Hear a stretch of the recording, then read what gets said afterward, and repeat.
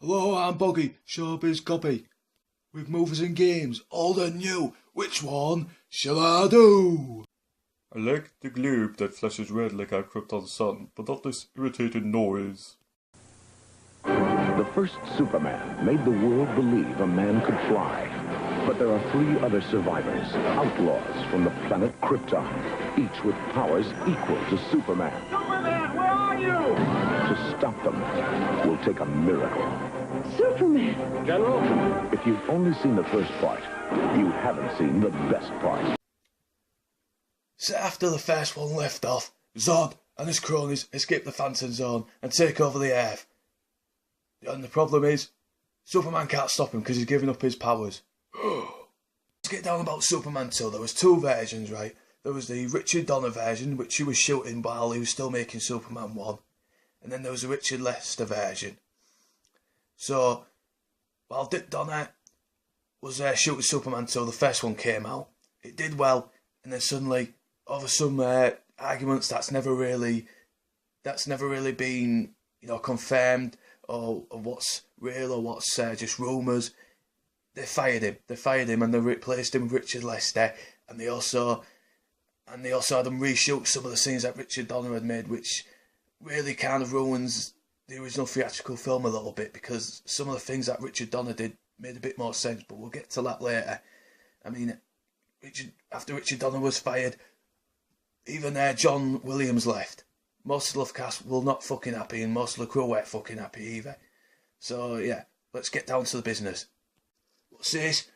Well, with the Richard Lester version, it did up the ante. It gave Superman a challenge. He got more of a threat from General Zod because he was just this mean bastard with Superman's powers, but he wanted to take over the world and use it for bad, use it for his own selfish motives. And the cast, they're still great. Like Christopher Reeve, he really gives Superman a bit more confliction about having his powers, because he wants to get on with his life now as well, and just sort of, be his own man now, instead of just being someone who gets taken for granted, saving people all the time, which even though he loves doing, he loves helping people, but now he just wants to live a happy life, with Lois Lane and just be his own self. And he managed to, and Christopher Reeve really did that well without seeming like an arsehole. And the cast is still brilliant. Margaret Kidder's still brilliant as Lois Lane. Jackie Cooper's still good as Perry White. Except that dweeby kid who plays Marty McFly's brother, he's pretty good as Jimmy. And Gene Hackman, he's still very funny and arrogant as Lex Luthor, and even though he's still a bit generic and not as threatening as, let's say, the Joker. But it's Zod and his cronies, mate. They steal every fucking scene they're in, mate. Terence Stamp, brilliant as Zod. I mean, with that fucking voice, mate, he should be Zod.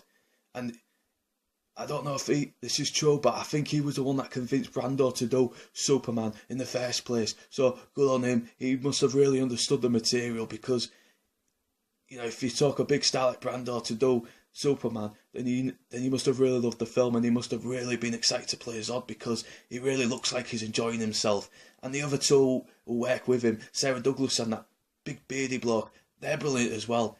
And Sarah Douglas looks pretty fucking hot in that gear, you know what I mean? I wonder if she took it home with her husband, and did. Never mind. Moving on. Now, what's good about the Richard Donner cut? Well, some of the scenes that were originally shot was by Richard Donner were replaced after he got fired, but now he's put them back, and some of them make a lot more sense. Like the scenes where Lois Lane is trying to get Clark Kent to admit he's Superman, they're a lot better. They were a lot differently written, but these were the original scenes, and they're a lot better than the ones that were in the theatrical cut. And some of the really goofy scenes that we saw in the Richard Lester cut, they're cut out now. They're cut out because they were really goofy. I mean, even goofier for the tone of the first film, because Richard Lester, he knew nothing about Superman. This was the guy who directed The Beatles' Hard Day's Night, so that kind of comedy just doesn't work with Superman. And Richard Donner, he understood the material a lot better. He knew when to take it seriously and when to make it funny. And not only that, like I said, the story was written by Mario Puzo of The Godfather, so he managed to make this, what seemed like a silly comic book, actually seem a bit serious and real and more grounded. And that scene where Superman gives up his powers was originally done with Marlon Brando, and it makes more sense because when he does regret having his powers taken away, he comes back, and then Marlon Brando comes out and says, "I knew you would regret doing this, so I'm gonna use every ounce of my energy to bring your powers back." And it makes a lot more sense. That does. It makes a lot more sense, and it also makes sense with the whole circle is complete. The father becomes the son becomes the father, and it's really touching and much better than in the Richard Lester cut. And what's bad? In the original Richard Lester cut, there were some really goofy, stupid moments. Now, I've mentioned that a lot, so I'll give you one example. There's a bit where Superman's like trapped under a bus or something, and Zod and that fit lass and that beardy bloke start blowing real hard, and people are like flying backwards. Everything's like cars are flying backwards. But then you see this guy in a phone booth, you know, and he's like still hanging on to it and talking on the phone while he's being blown across the city. It's pretty fucking stupid, to be honest. So yeah, it's really out of tone with the humour from the original one and what Richard Donner was trying to do with the second one. The fucking dumb mothers in both the Richard Donner and the Richard Lester cut, right? There's a scene where kid's like fucking like balancing himself off a ledge and he's nearly dropping off, and he's like, "Mom, look ma, look what I'm doing," and she's like, she's not even looking, her back's turned to him, and she's like, "Yeah, baby, good." No, and he fucking drops. He's like, yeah, no, let him fucking drop. It'll teach him, the little shit. There's another scene, right, where where some scaffolding's about to fall on a woman with a pram, and what does she do? Does she run? Like, fuck, no, she don't. She just stands there going, "Oh, my baby, my baby." Like, use your fucking legs, woman. All you have to do is run. The memory kiss. What a fucking stupid thing. What does he do? Like, shove his tongue into her brain and just take out the bits he don't like? Come on, makes no fucking sense, that. And oh yeah, they kicked off Richard Donner and replaced some of the best scenes with some really stupid moments. What's bad about the Richard Donner cut? Well, because some of the special effects scenes weren't finished when he shot them, you know, they have to be like added digitally, and they look pretty fucking terrible. They look really cheap and horrible, and they kind of ruin it a little bit, you know.